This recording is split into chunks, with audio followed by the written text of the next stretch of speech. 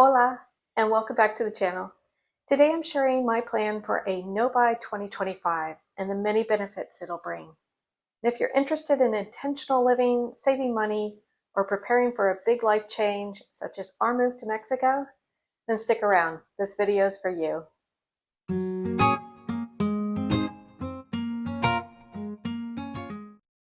So what's the motivation behind my no-buy year? Well, first and foremost, it's all about paying off debt. Out of 7 credit cards, I have 3 credit cards left to tackle. A Citi card, a Bank of America card, and a Discover card. All of these are 0% interest balance transfers with set dates that the 0% interest expires. And my goal is to pay them off completely by the end of 2025. Why? Because we don't want any credit card debt when we move to Mexico in early 2026 or when we retire. I've been in debt since I was 18 years old when my mom helped me get a Sears credit card so that I could start being a responsible adult and build credit.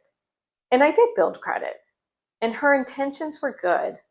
I was just an irresponsible kid and adult. But I also entered into a world of I gotta have it now, even though I can't afford it. I'm 53 now. I'm a Gen Xer, and I'm of a very materialistic generation. 35 years and all of my adult life, I have been in credit card debt. I could have been putting so much more money away for retirement and other investments. And there are so many more things that I could have been doing with my money instead of living paycheck to paycheck. I would pay it down and I would build it back up over the years, paying tons of interest over the years. So at the end of 2023, I got intentional with my money, as Dave Ramsey would say. And I've made huge progress on my debt, and I've had setbacks. At the end of 2023, I was $60,000 in credit card debt. Today, it's $37,000. Still a lot. And if you want to know how I did it and how I'm going to get the rest of it paid off this year, comment below. But credit card debt is not the only reason for the no-buy year. So here are some other benefits. Financial freedom. Paying down debt means we will have less stress and more freedom when living on my husband's Social Security, his 401k, and any proceeds from the sale of our house. Check out my video on how we're going to support ourselves in Mexico. Living simply. Moving to Mexico means learning to live with less. This year will help us better understand the difference between what is a need and what is a want. It's a skill that will serve us well in retirement. Sustainability. By committing to buying less, we're reducing waste and focusing on using up what we already have. Clarity and focus. Less time shopping means more time to prepare for our big move, downsizing, researching, planning our new life in Mexico. Here's how my no-buy year will work. I'll only purchase essential items, and I've created clear rules for myself. So let me break it down. This is what I'm allowed to buy. Food for my husband, myself, and our 5 pets. We have been spending $900 a month on food, which is ridiculous. And I'm looking to reduce this in 2025. Number 2 is living expenses, like your mortgage, your utilities, your gas for your car, vet bills. Number 3 is occasional meals out because, let's face it, balance is important.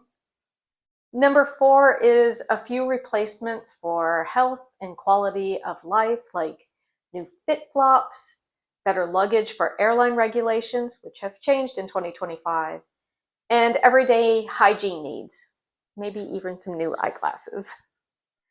Number 5, YouTube equipment and a dash cam for our Baja travels.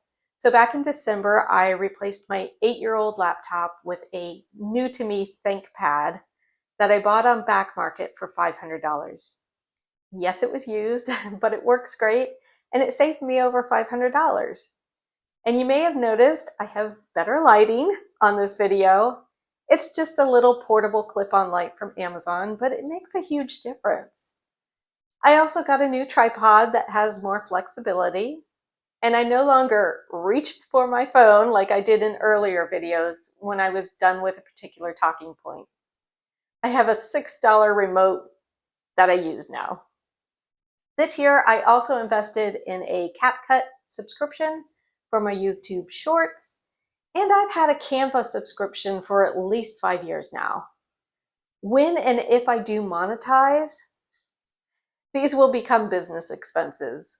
I'm also debating on upgrading my phone. I shoot all of my videos on my iPhone 12 Pro Max, and it's paid for. And the final thing I'm allowed to buy are tools or supplies to improve our house before selling it. As mentioned in a previous video, we need to work on the upstairs floors and our pool before we sell the house. I also want to spruce up the backyard again this year, like I did last spring. However, this year, I will be buying perennials so they don't die again, because plants be expensive. Now let's get into what I will not be buying in 2025. Vintage or antique items. I love vintage shopping, but it's time to declutter and downsize, not to collect even more. Makeup. Unless replacing a daily essential. If you saw my YouTube short, you'll know that I threw out a ton of makeup. Most of it was expired, and most of it was going back to when I thought I would dabble in becoming a makeup artist. Perfumes. I have a really nice collection of perfumes. Thank you, credit cards. And I don't need any more perfumes. And yes, perfumes turn over the years, but I have enough probably to last me until I'm in the grave. Home goods or decorations or seasonal items, I just won't be buying those. Clothes, except for practical casual shorts. Shoes. Other than flip-flops, unless Florida's cold weather pushes me to buy slippers, most slippers are too flat and they don't support my feet. I wear my flip-flops around the house daily, and I never go barefoot. My shoe collection, it used to be pretty massive. And again, thank you, credit cards. I've managed to sell a lot of my shoes, and I still have some more to go. I've transitioned mostly to comfortable sandals. It's not really the best time to sell some of my higher end shoes, as the market for luxury and designer, it's really for the buyer right now. Kitchen supplies or appliances. I'm trying to get rid of some of my kitchen appliances, especially the one-use appliances that just sit in my cabinet collecting dust.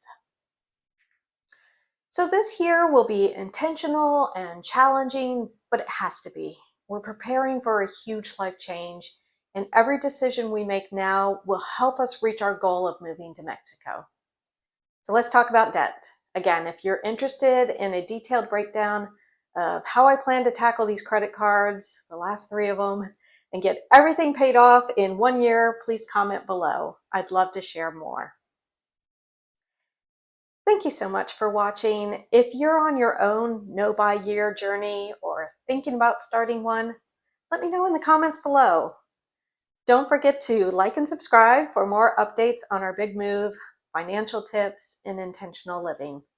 Hasta luego, friends. See you in the next video.